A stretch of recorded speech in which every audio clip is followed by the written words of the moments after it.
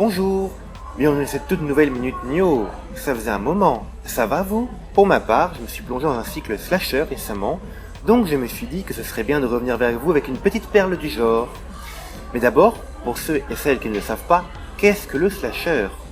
Venant à la base du verbe anglais to slash, qui signifie grosso modo couper, taillader, déchirer, le slasher est un sous-genre de film d'horreur pas si éloigné du giallo qui nous vient d'Italie, là où le slasher, lui, sera son cousin essentiellement américain.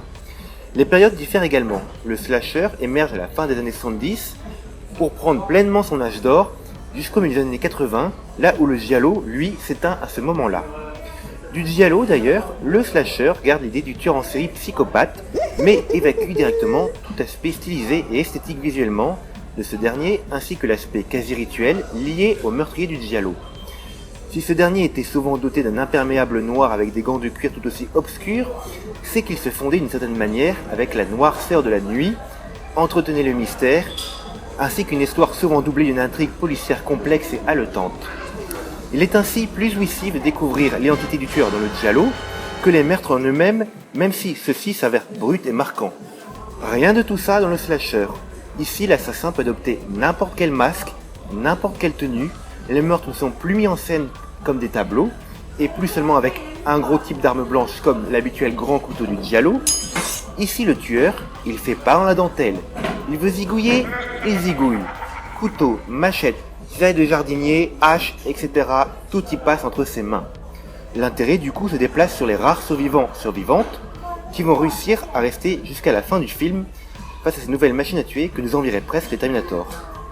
C'est dans ce contexte d'ailleurs que vont apparaître les Scream Queens, ce qui nous permet du coup de rebondir car notre film en adopte un, l'héroïne est elle-même jouée par Jamie Lee Curtis.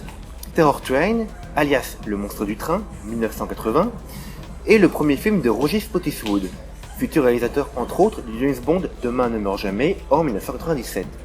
Mais pas le premier par contre de son actrice, on a déjà vu à ce moment-là dans Halloween en 78 et Fog en 80, tous deux de John Carpenter.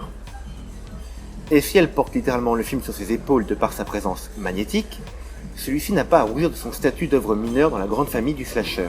Jugez plutôt photographie de John Alcott, qui sortait alors de Barry Lyndon de Kubrick, lieu inhabituel et fascinant du train où les meurtres arrivent, un tueur insaisissable qui change constamment de masque et donc brouille les pistes sur son identité. Et pour info, tout le train a été loué pour la grosse partie de fin d'études par les petits jeunes. Et, bien sûr, la présence d'un tout jeune David Copperfield de 24 ans. Avec ses tours de magie assez géniaux, le magicien est une des nombreuses plus-values de ce petit film qui gagne à être redécouvert. Bref, regardez-le de ma part, vous ne serez pas déçus.